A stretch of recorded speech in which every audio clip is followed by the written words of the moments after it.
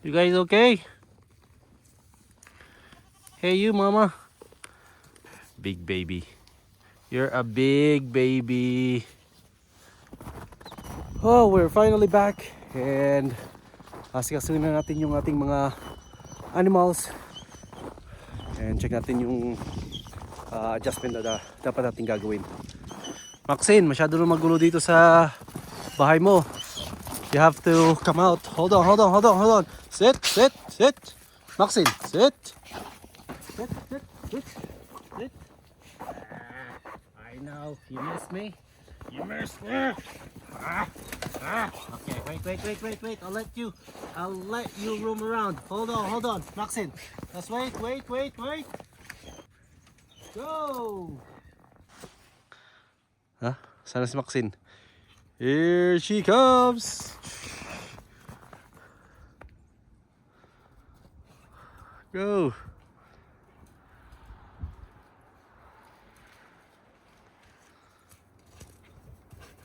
Taas ang snow.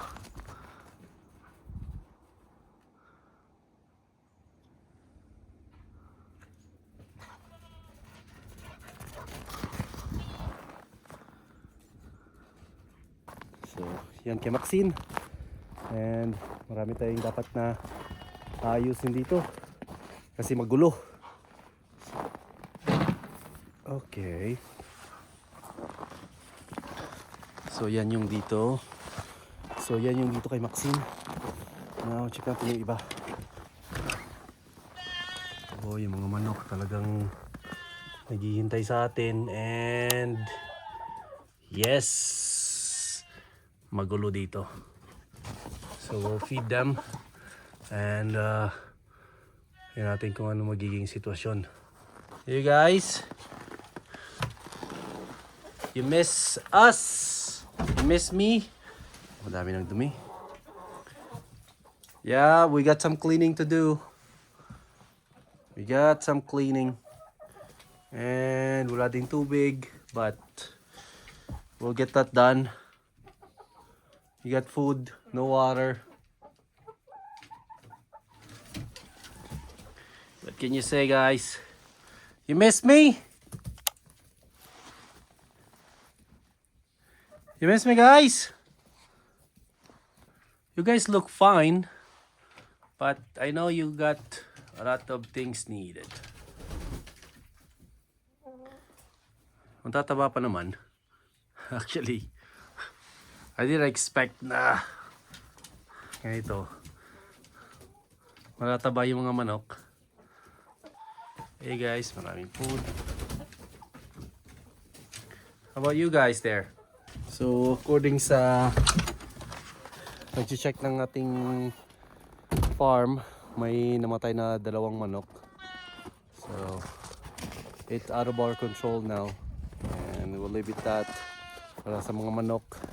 Oh, ito naman yung ating mga goat. Hintay sila. Wala na ata silang makain for how many days?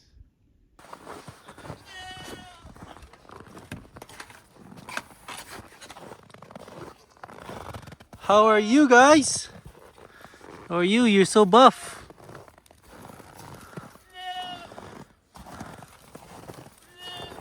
So puffy yung mga face nila dahil sa lamig. Kailangan nilang mag-adjust.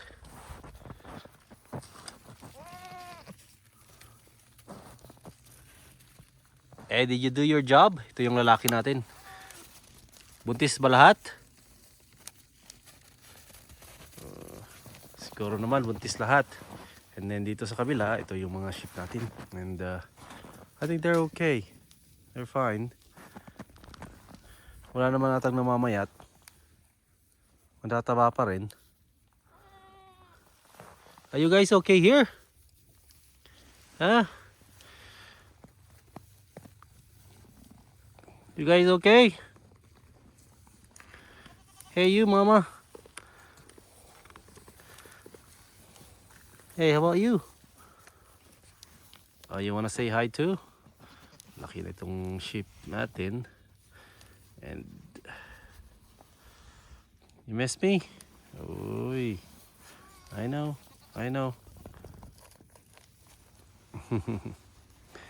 Big baby. You're a big baby.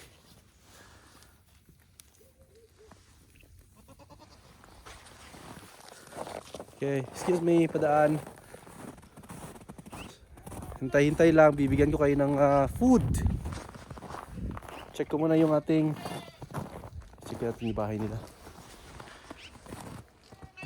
Oh, hindi maganda yung sitwasyon. Marami ng dumi kasi nag-Arctic blast. So, dito sa bahay nila, dry pa rin yung kanilang mga dumi. So, sa bahay nila, kailangan natin magdagdag ng ating beddings. And kailangan natin magtanggal ng ating mga snow dito. So, yan yung mga difference talaga pagka yung nagbabantay lang at saka ikaw. Kasi alam ko yung routine natin. But I'm happy na okay sila lahat dito. Especially yung mga goat natin. Breeding season pa naman. So, yan. Yes! Aha! Ngayon, check na naman natin si Bobby kung okay lang siya. Bobby! How are you there, Bobby? Bobby! Okay pa naman siya, hindi siya namayat. Bobby, still Bobby. How are you here? You good? Kailangan mo ng water? Kailangan mo ng food? I'll get that for you. Can you see? Can you see me? Hindi ata tayo nakikita ni Bobby. Your eyes, marami ng balahibo. Masyado nang makapal yung snow dito sa bahay ni Bobby sa kanyang tahanan, munting tahanan. Masyado nang makapal dito. Doon yung mga kambing natin, kabila. So far, okay naman yung sitwasyon dito sa kay Bobby. Ang huli nating bibisitahin ay yung ating mga rabbit. Kung okay sila. Hey guys, how are you?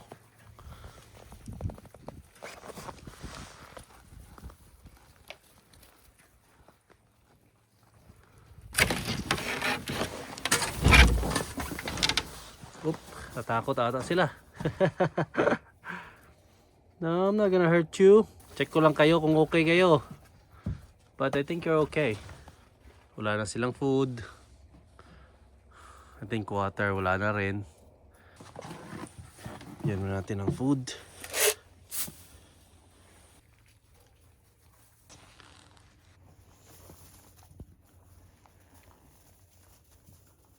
Nagutom ata sila na wala ako ah. You enjoy guys. Eat. Have a feast.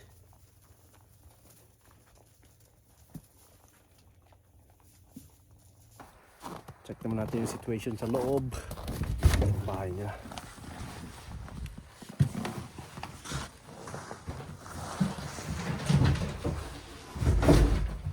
Talagang cramp dito. Wala silang tubig. Frozen din ito. So marami tayong trabahong gagawin.